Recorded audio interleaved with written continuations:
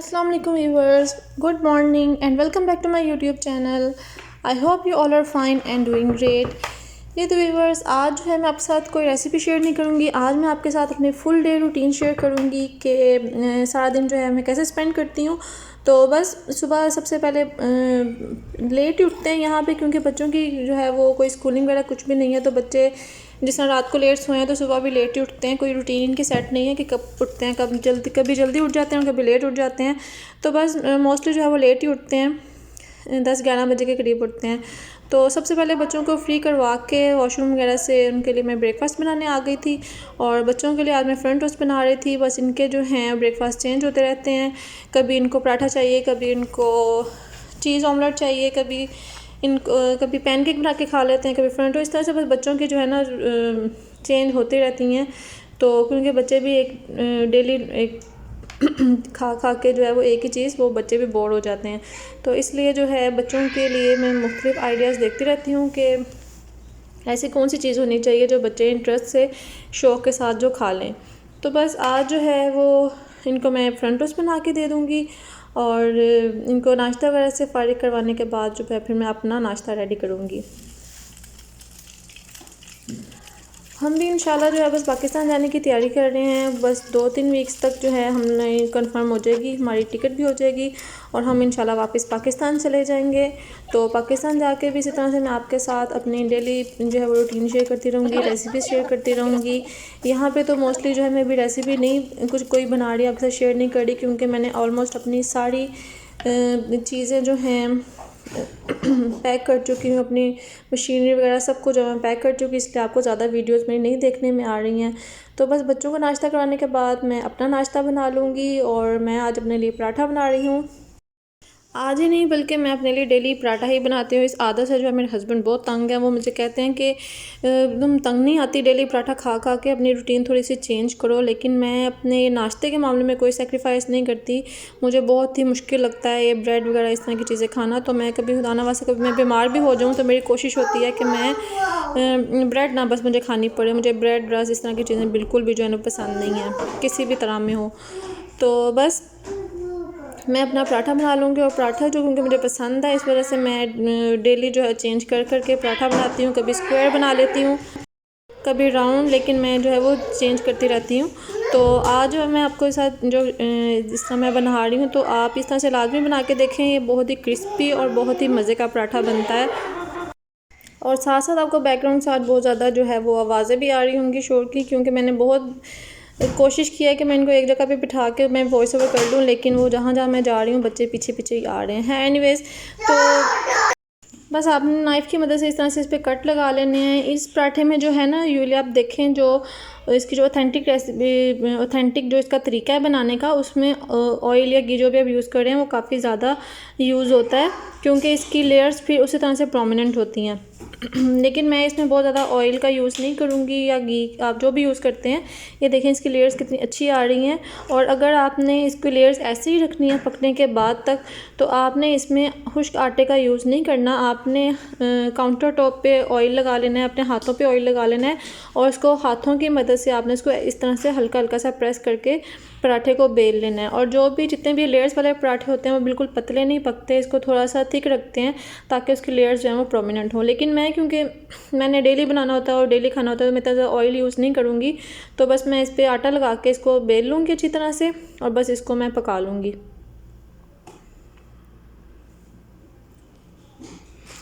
अक्सर मैंने देखा है जितने भी लोगों को पराठा पकाते हुए वो क्या करते हैं कि इस टाइम पे जब पराठा डाल देते हैं तो इसके ऊपर ही वो जो ना ऑयल या घी जो भी लगाना वो लगा लेते हैं। लेकिन मैं जो है उसको साइड चेंज करती हूँ और उसके ऊपर बाद में जो है वो घी डालती हूँ और फिर उसको जो है ना मैं पराठे को फ्राई करती हूँ। और आज जब मैंने बोतल की वजह से डाला तो उनमें से ऑयल ज़्यादा हो गया था, तो इसी ऑयल के अंदर जो है मैं अपना जो है वो अंडा भी बना लूँगी।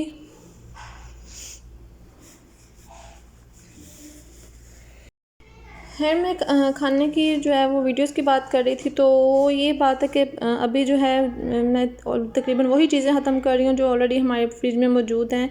मैं स्पेशली कोई कुछ चीज़ नहीं लेके आ रही, मीट वगैरह ये इस तरह की चीज़ें। बस मेरी कोशिश है कि जो हम लेके आ चुके हैं, ग्रोसरी कर चुके हैं, उसी को ख़त्म करें ताकि हमारे जाने तक जो है वो चीज़ें वेस्ट ना हों।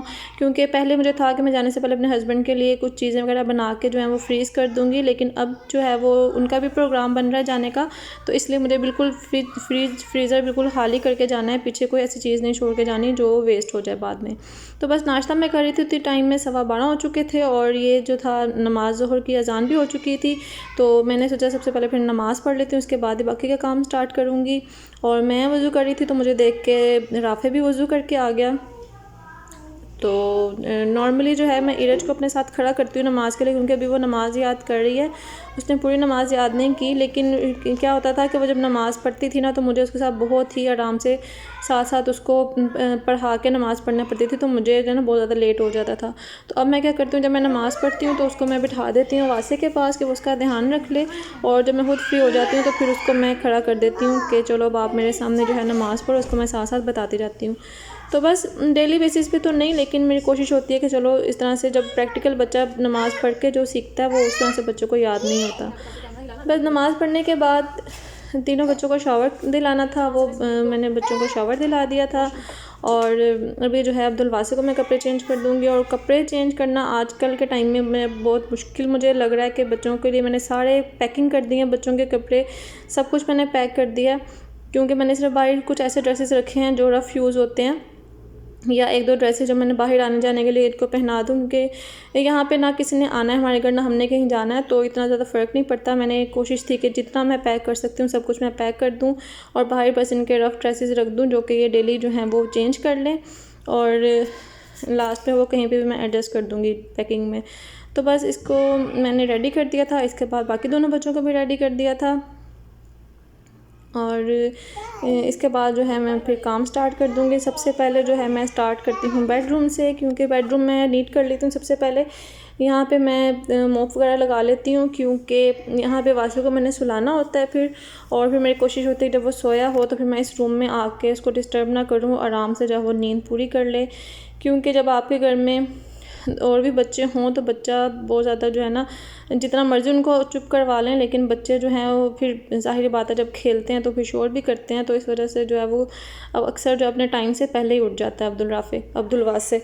तो और ये देखें, जहाँ जहाँ इसकी फ़ेवरेट हॉबी है कि मैं जब बेडशीट जब भी मैं चेंज ठीक कर रही होती हूँ ना, तो ये आ जाता है और ये ऊपर चढ़ के जंपिंग करता है, और इसने कभी भी जो है ना बेडशीट जो है वो ठीक से मुझे नहीं करने दी। मैंने अपनी जो बेडशीट जो मैंने ली हुई थी वो भी मैंने सारी पैक कर दी हैं, जो मैं पाकिस्तान से लाई थी, जो मैंने यहाँ से ली वो मैंने पैक कर दी हैं। और सिर्फ यहाँ पे मैंने जो बेड फिटेड शीट्स होती हैं सिर्फ उनको रखा है, उसे मैं वॉश करके दोबारा से फिर से डाल देती हूँ। तो बस मैंने बाकी रूम्स भी कर लिए थे साफ़, और उसके बाद मैं किचन में आ गई थी। किचन में मैं लास्ट में आती हूँ, क्योंकि जब मैंने खाना वगैरह बनाना होता है तो मेरी कोशिश होती है मैं उसी टाइम पे किचन में जाऊँ, और बर्तन वगैरह वॉश करने के बाद मैं साथ ही खाना बनाना स्टार्ट कर दूँ। तो बस सब काम से फारिग होकर मैं किचन में आ गई थी। सबसे पहले मैंने अपने बर्तन वॉश कर लिए थे, और उसके बाद जो है मैं खाने की तरफ आ गई थी। हलीम के मैंने 2 पैकेट लिए हुए थे, एक मैं ऑलरेडी पहले बना चुकी थी, उसकी रेसिपी भी मेरे चैनल पे हो गया, वो ज़रूर देखें। लेकिन आज वाली रेसिपी आप जो है वो मैंने नहीं रिकॉर्ड की, क्योंकि ये बिल्कुल भी अच्छी नहीं बनी थी हलीम। क्योंकि मैंने कहा था चलो मैंने जिस तरीके से बनाती हूँ उसको मैंने उस तरह से नहीं बनाई। मैंने कहा जो बॉक्स पे रेसिपी लिखी हुई है ना उस तरह से मैं बनाती हूँ। तो मेरे साथ वो जो बहुत बड़ी ट्रेजेडी हो गई थी। सबसे पहले ट्रेजेडी तो ये हुई कि मैंने जो सबसे पहले मीट निकाल के उसको मैंने प्रेशर लगाया, तो मैंने वो खोल के देखा तो वो सारी जो थी वो बोन्स थी। क्योंकि अक्सर मैं मीट के जब बनाती हूँ पैकेट्स तो एक लास्ट पे जो है ना मैं बोन्स वगैरह जो होती हैं अलग से पैकेट बना देती हूँ उनका, ताकि जिस चीज़ में अक्सर नहीं गोश्त वगैरह डलना होता तो उसमें मैं वो डाल देती हूँ बस फ्लेवर के लिए, उसका सूप के तौर पे अच्छा लगता है वो। तो लेकिन फिर मैंने एक और पैकेट निकाला और उसको जो है मैं दोबारा से वेट लगाया, उनको मिक्स कर दिया फिर। और आज जो था मैंने वो दालें जो है वो मीट के अंदर ही डाल के ना इनको पकने के लिए रख दिया था। और वो इसका जो है वो दालें इसके अंदर जो होता है या गंदम होती है वो बिल्कुल भी अच्छे से ब्लेंड नहीं हो रही थी, दालें अच्छे से सॉफ़्ट नहीं हुई थी। तो अगर जब हम चीज़ अच्छी पकती है तो मैं लाज़मी आपको बताती हूँ, लेकिन आज वाली रेसिपी जो थी वो मज़ा नहीं आया है। हमने खा ली थी क्योंकि साथ में जो बनाते हैं प्याज वगैरह होता है, हरी मिर्च सब कुछ डाल के मज़ा तो आ जाता है उसका, लेकिन उस तरह से जो मटन हलीम का मज़ा होता है ना वो नहीं आया। इसलिए मैं आपको ये रिकमेंड करूँगी कि कभी भी आप दाल को और मीट को इकट्ठा डाल के पकने के लिए मत रखें। पहले आप दालों को सेपरेट बॉईल कर लें अच्छी तरह से, वो बिल्कुल जब कुक हो जाए तो उनको ब्लेंड कर लें, और फिर दोबारा से जो है ना वो मीट को आप जो है वो कुक करके उसके अंदर दालें मिक्स करें। कभी भी इकट्ठा दोनों को ना डालें, वो बिल्कुल भी अच्छी नहीं बनेंगी। उसके बाद अभी तकरीबन 4:30 बजे का टाइम हो चुका था, 4 साढ़े 4 बजे का, और इस टाइम पे मोस्टली जो बच्चों का होता है वो स्टडी टाइम होता है। लेकिन अभी क्योंकि मैंने इनकी बुक्स भी पैक कर दी थी तो अभी बैठ के ना इस टाइम पे बच्चे अपनी रफ़ कॉपीज़ वगैरह लेके मेरे पास बैठ जाते हैं, और कुछ ना कुछ इनसे मैं ऑरली कुछ इनसे काम करवा लेती हूँ, या कभी इनको मैं कुछ लिखने के लिए दे देती हूँ। तो प्रॉपर जो है इनकी स्टडी नहीं हो रही, लेकिन इस टाइम पे जो 1 घंटा 1.5 घंटा होता है तो बैठ के कुछ ना कुछ जो है बच्चे पढ़ ही लेते हैं।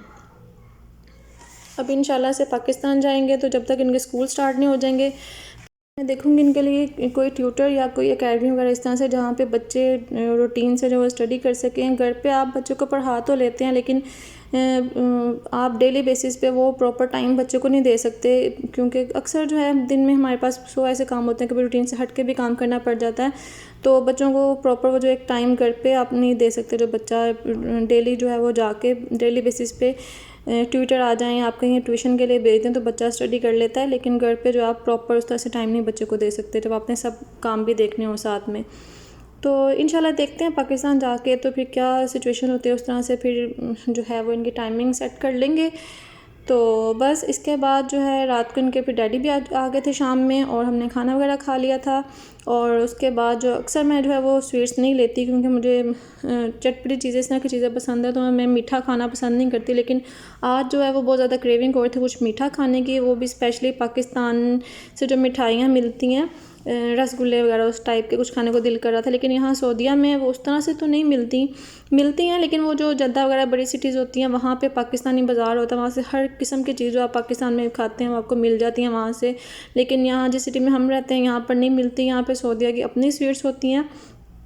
तो हम यहाँ पे आके थे इस बेकरी पे, यहाँ के जो हैं वो पेस्ट्रीज़ बहुत मज़े की होती हैं, तो हमने वही ले ली थी। बच्चे भी शौक़ से खा लेते हैं। और ये ब्लूबेरीज़ वाली पेस्ट्री थी, बहुत ही मज़े की थी, और हमसे वेट नहीं हो रहा था, हमने गाड़ी में बैठ के इसको खा लिया सबने। और ये देखें वासे ने एकदम से इस पर पकड़ने के लिए इसको हाथ लगाया और उसने सारी ऊपर से उसकी टॉपिंग ख़राब कर दी। खैर हमने बस ये खा ली थी, पेस्ट्रीज खा ली थी यहाँ पे। और इसके बाद कुछ हमने सामान वगैरह लेना था डेली बेसिस का, दूध वगैरह अंडे वगैरह इस तरह की चीज़ें लेनी थी, वो ले ली हमने। और बस ये थी मेरी फुल डे की रूटीन। और ऐसे ही बस सब कुछ यहाँ पे तो नॉर्मली डेली यही काम होता है। पाकिस्तान में होता है कुछ डिफरेंट होता है कि कभी कोई आ जाता है, कभी हमें कहीं जाना पड़ जाता है। तो लेकिन सऊदीया में हमारे बस यही रूटीन है, सुबह से लेकर रात तक बस यही रूटीन है, या बस कभी शॉपिंग के लिए चले गए। है इसके साथ मैंने वीडियो का एंड करती हूँ। अगर आपको मेरी वीडियो पसंद आई तो प्लीज़ लाइक कर दें एंड सब्सक्राइब कर दें और बेल आइकन को प्रेस कर दें। इसके साथ ही मुझे इजाज़त दें, अपनी दुआओं में याद रखें। अल्लाह हाफिज़।